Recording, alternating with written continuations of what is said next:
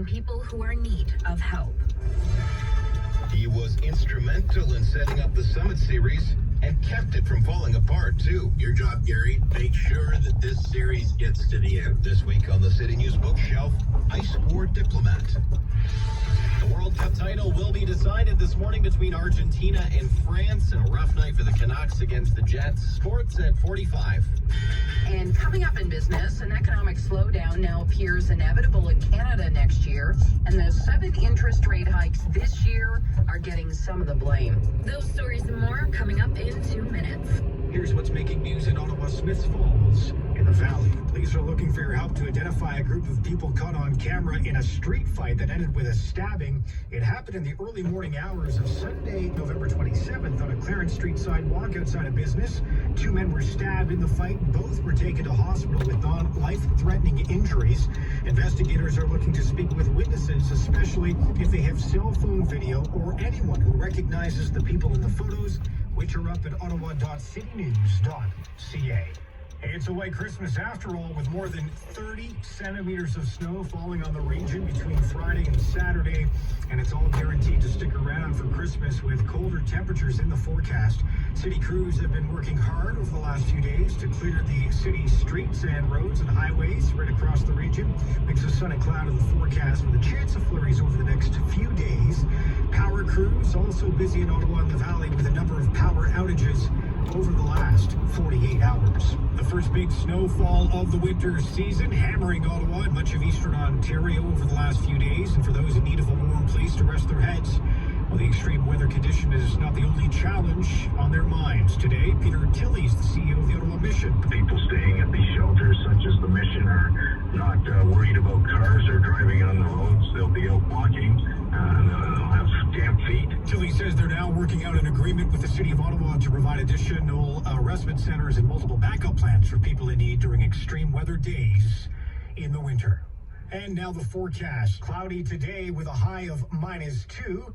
It'll get cooler throughout the afternoon, and tonight a chance of flurries, cloudy, a low of -8, a mix of sun and cloud Monday and Tuesday, high of -1.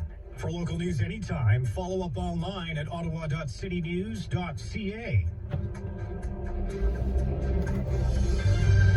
Bits of light snow or rain changing to heavy snow at times. Possible thunderstorms this morning, and a snowfall amount of 5 to 10 centimeters. At the airport, it's 1 in the valley, -4, and downtown Vancouver, it's -3.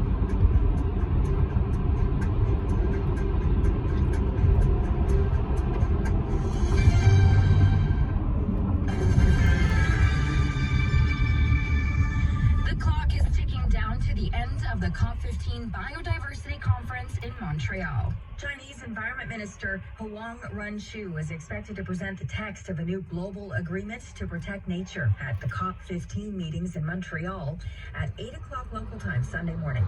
The final draft comes after nearly 2 weeks of negotiations among 196 nations, part of the UN Biodiversity Convention, seeking a new deal to halt the human destruction of nature and to begin to restore what has already been lost. The nations still need to agree to the final wording of the text. A closed-door plenary with environment ministers or their negotiators is set to begin at noon. From the Canadian Press, I'm Karen Rebo.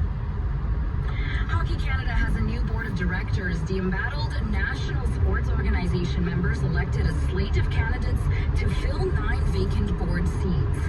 Retired Judge Hugh Fraser is the Hockey Canada's new chair, while former women's national team captain Cassie Campbell-Pascal is one of 8 directors. Fraser says the board is committed to rebuilding trust with Canadians following the Federation's handling of sexual assault allegations and hush payouts to victims.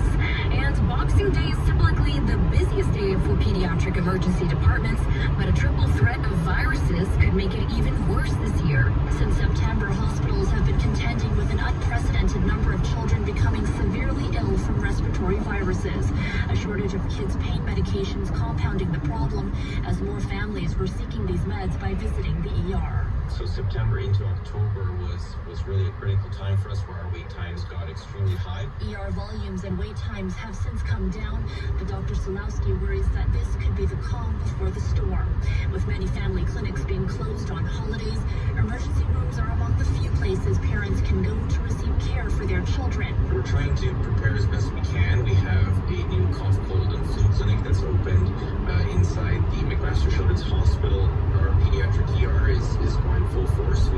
nursing.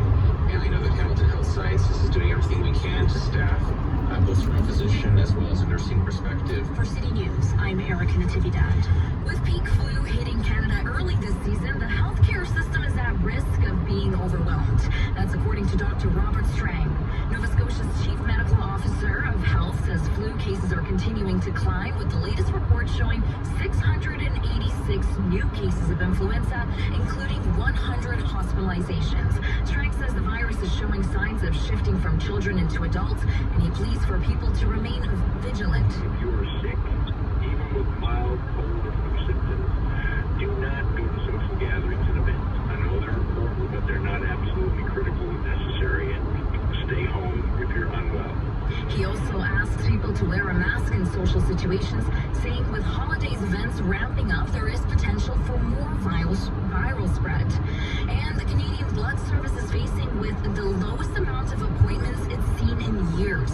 Kathy Gracie, the Associate Director for Blood Services in Atlantic Region, told City News it's the lowest amount she's seen in decades.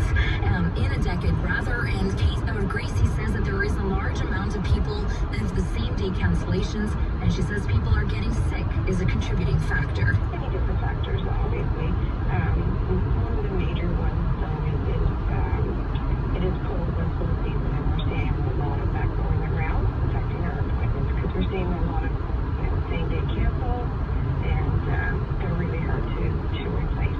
Gracie says booking for giving blood can be made the same day, and asks anyone who is healthy to book an appointment to donate.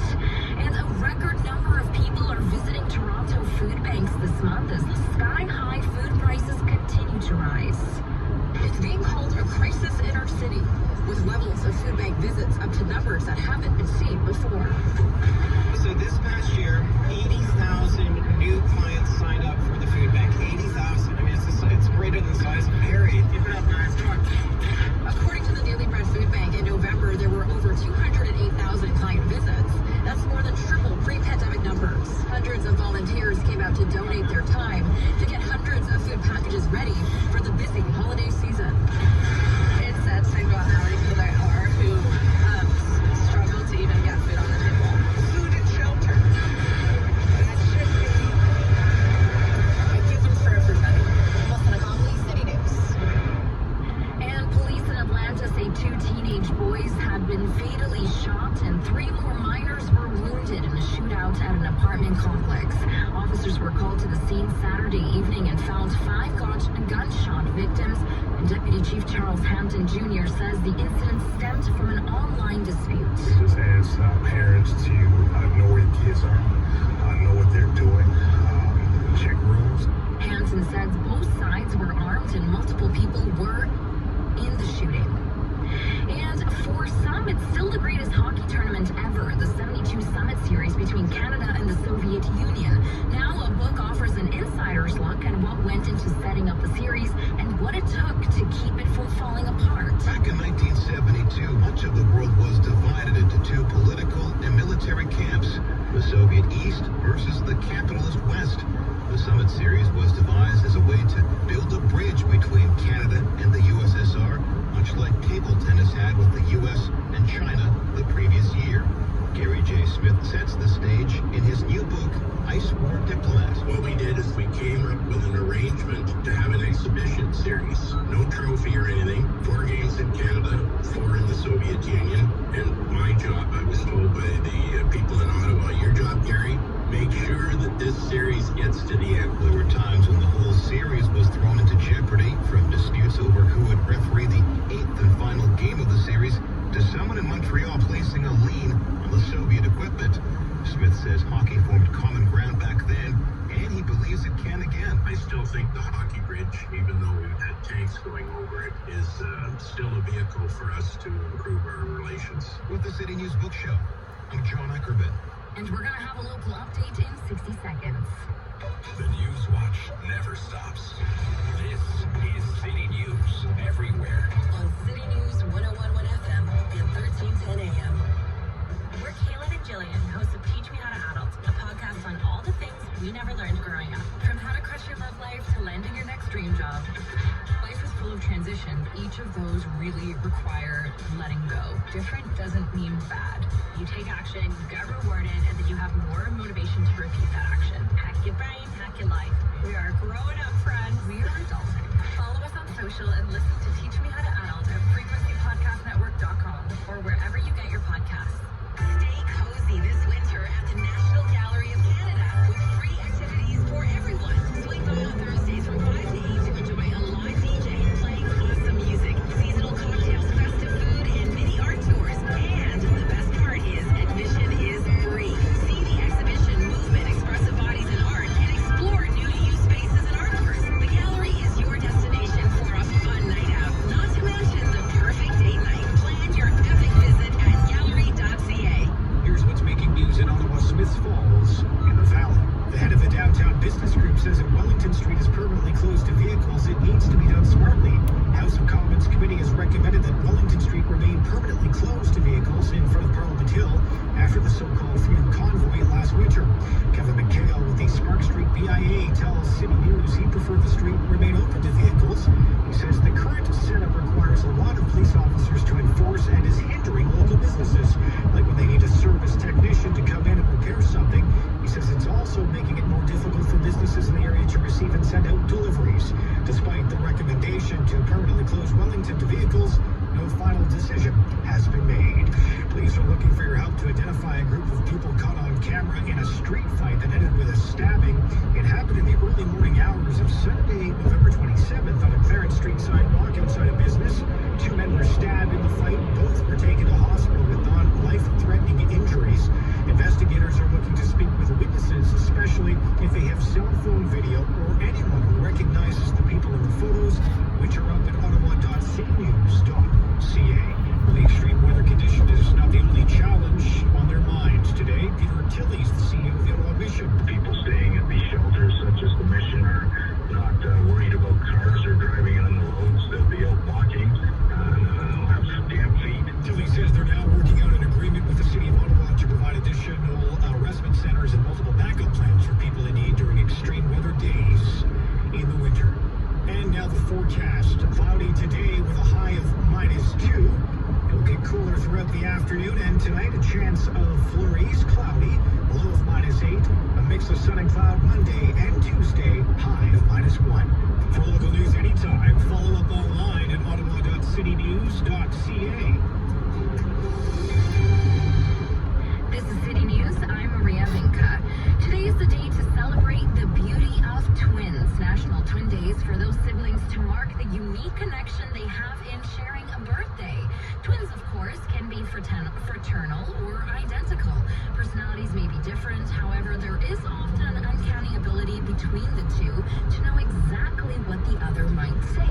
Notable twins in the public spotlight include Mary-Kate and Ashley Olsen, Dylan and Cole Sprouse from Disney's The Sweet Life of Zach and Cody, and of course, Jenna Bush Hager and her fraternal twin Barbara, daughters to former President George W. Bush. Happy National Twins Day. And coming up in 60 seconds, we're going to look at our top stories and a check of sports. Getting Santa to your home this Christmas. Number one for local news in Ottawa and the Valley. This is City News 1011. Hi, I'm Brian Berlot, CEO at Maxis Staffing and Recruitment. Are you currently seeking temporary or permanent employment? Maxis can assist you in landing the perfect position today. Professional, IT, administration, call center, assembly or trades. Get the job you want. Visit maxis.ca. maxsys.ca. Maxis has helped over 100,000 people get jobs. Let them help you. Get started today. Visit maxis.ca. Mama, this doesn't taste like soup. Well, it's pretend soup, honey. You have to use your imagination. I don't like it. I'll tell you what, if you eat all your pretend dinner, afterwards you can pretend you're having ice cream. And then we'll pretend that growling in your tummy is a tiger. Millions of Canadians don't have enough to eat. We can't pretend it's other